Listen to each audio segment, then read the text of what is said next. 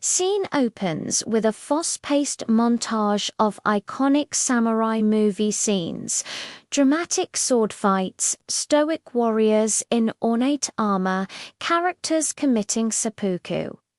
Hey everyone, and welcome back to the channel. We've all seen them, the lone, stoic samurai warrior clad in gleaming armor, ready to die for his master at a moment's notice. Hollywood has painted a picture of infallible swordsmen bound by an unbreakable code of honor. But how much of that is actually true? Today, we re-unsheathing the truth and cutting through the myths to reveal what the lives of real samurai were actually like. Get ready, because history is often stranger and more fascinating than fiction. Let's start with the most iconic piece of their gear, the armor. In movies, samurai armor often looks heavy, ceremonial, and almost indestructible. While some high-ranking samurai did have ornate sets for parades, Gendo armor, or Guzoku, was all about practicality. It was surprisingly light and flexible, made from lacquered iron or leather plates, Ifito_Sonoro, Sutil, Day, Metal, Runhendo, Dwarf, called Kozain, laced together with silk or leather cords. This design allowed for incredible freedom of movement, which was essential for archery and horseback riding, their primary skills in early periods, not just sword fighting. So, forget the idea of clunky, walking tanks. Think of them more like highly mobile, specialized soldiers. Now, let's talk combat. The classic movie scene is the one-on-one dual katana, flashing, with two warriors locked in a battle of wills. While these duels did happen, they weren't the norm. Samurai warfare was 4_G, ventu soprendo, of centuries, dominated by the bow and arrow, especially from horseback. The katana was more of a sidearm, a backup weapon, large scale. Battles were chaotic, messy affairs, often decided by strategy, troop numbers, and archery volleys, not serviço G, limpeza G, ahma A, seco, wav, a series of honorable duels. The idea of the katana as the soul of the samurai was a concept that became more popular during the peaceful Edo period, when the samurai serving as bureaucrats and administrators and the sword became a symbol of their status rather than their primary tool of war. Perhaps the biggest myth of all surrounds Bushido, the so-called way of the warrior.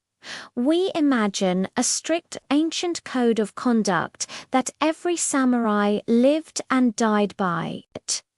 The truth is, the term Bushido as we know it was widely popularized until the late 19th and early 20th centuries, long after the samurai class was abolished.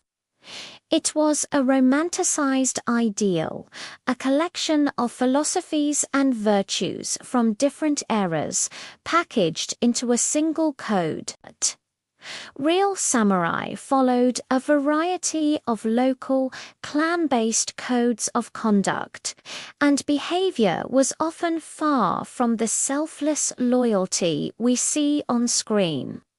They switched allegiances, engaged in betrayals, and were driven by ambition, wealth, and power, just like any other warrior class in history.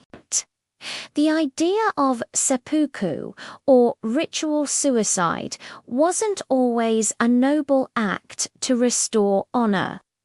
It could also be a capital punishment ordered by a lord. So, what about their daily lives? When they weren't on the battlefield, samurai weren't just sitting around meditating and polishing their swords. But during Zitten_D_Paz, especially the long Edo period, many samurai were essentially government officials, scholars, and artists. They managed land, collected taxes, and practiced a wide range of arts, from poetry and painting to flower arranging and tea ceremonies. But many were highly educated and cultured. They were a diverse class of people, ranging from fabulously wealthy lords or daimyo to low-ranking foot soldiers who barely scraped by. It was a complex social hierarchy, not a monolith of stoic warriors. The image of the samurai has been shaped and reshaped over centuries, first by Japanese storytellers and playwrights, and later by Hollywood. While the myths are ACA_D_Eskreva_no_Powell, WOV, undeniably cool, the reality is far more complex and, in my opinion, much more interesting. These were real people, living in a changing world, navigating war, politics, and peacetime with a mix of pragmatism, ambition, and, yes, sometimes honor. What's your favorite samurai myth? Let me know in the comments below. Thanks so much for watching. If you enjoyed this journey into the past, don't forget to hit that like button, subscribe, and ring the bell so you don't miss our next historical deep dive. Until next time, stay curious.